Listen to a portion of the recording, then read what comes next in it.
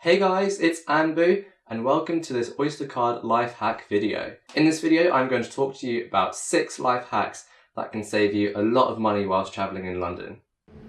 Please mind the gap between the train and the platform. I have my Oyster card with me, and if you're wondering why it's light blue, it's because I've got the student Oyster card. Now the first life hack is daily capping. In one day, TfL will never charge you above a particular amount. So let's take London buses for example. One journey on a London bus will cost you £1.50. The second bus will also cost you £1.50, and the third bus you get on will also cost you £1.50. And this makes up a total of £4.50 on your Oyster card. Now, this is where it gets interesting.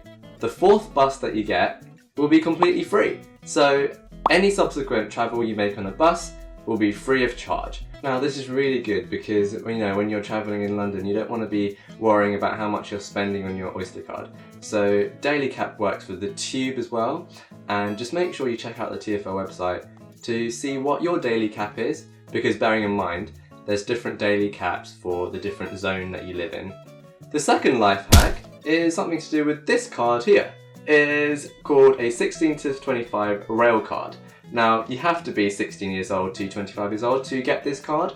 This card gives you 33% off most railway journeys in London, and not just in London, in the whole of the UK. So I would definitely recommend that you getting this card. There is a catch, it's £30, but you can make up that money really quickly. So I actually needed to go to Durham when I bought this card, and I remember the Durham train ticket cost something like £100.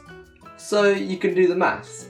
A third off £100 is roughly £30. And so I pretty much made an instant saving on the cost of this card. Now this is where the life hack comes in. You get this card and you ask any TfL member of staff to put it on your Oyster card. And now, every time you tap on an Oyster card reader, it takes off a third of the price. How amazing is that? So many Londoners don't know about this trick of putting your rail card onto your Oyster card. It will just save you a hell of a lot of money, and it's so simple. And also, if you're a student, just having the student Oyster card doesn't take off a third when you're touching on the Oyster card reader. It only offers you a third on things like annual travel cards. So if you're a pay-as-you-go user, this is an absolutely life-saving life hack for you. Third life hack. If you're ever in an emergency and you think, crap, like it's late at night, I don't have any credit on my Oyster card, there's no corner shops open. Did you know that Oyster card offers you negative credit? Basically offers you 1 extra bus journey in an emergency situation. So if I've got £0 on here, I can tap this on a bus and it will take me to negative £1.50, and I just have to make sure that I top up the next morning or whenever you have time. But bearing in mind though, you can't just keep going into your negative balance. It just offers you that 1 bus journey, and then you just have to make sure that you go top up your Oyster card later. The fourth life hack is to avoid Zone 1. It's quite hard to avoid Zone 1 because most of the landmarks you're going to find in Zone 1. However, if you need to get to any other place in London, you might see a pink Oyster card reader. Now, that's when you think, hold on a minute, aren't Oyster card readers yellow? That is true, they are yellow. But occasionally, you will find a pink Oyster card reader. And what this does is it helps you to save money by not travelling in Zone 1.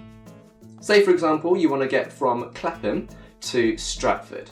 Now, you can go from Clapham North, take the Northern line to Bank, and then take the Central line all the way to Stratford. But that will be actually quite expensive for you because you're travelling through Zone 1. However, you can just take an alternative route, avoid Zone 1, and it will save you a lot of money. So what you need to do is you need to go to Clapham High Street, take the overground to Canada Water, touch in your Oyster card at a pink reader there, and then it lets TfL know that you've avoided Zone 1, and then take the Jubilee line to Stratford.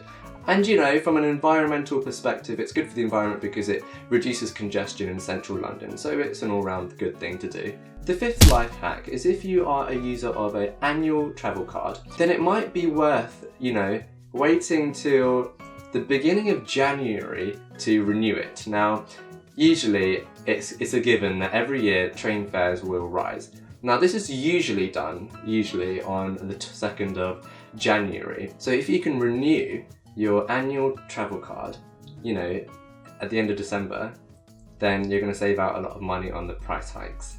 The sixth and final life hack is, you know this thing here? Forget about that. You need one of these. Now, this is a contactless card. Why this can be more beneficial than this one is because of the capping which I was talking about earlier. Both cards offer daily capping. However, this card doesn't offer weekly capping. This card does.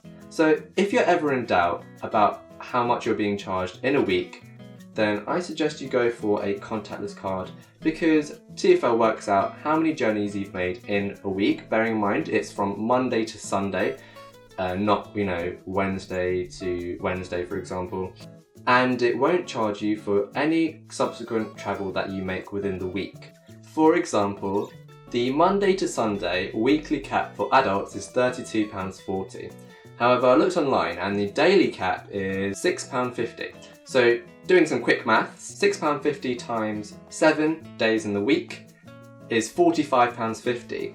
In a week, you'll be charged £45.50 for using this card, but £32.40 for travelling on this card. But just to make it a little bit clearer for you, you can travel for £32.40 on this card too.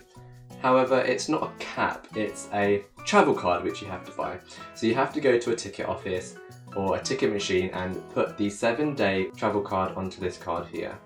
However, the contactless card saves you all that hassle and TfL does the work for you and it caps off.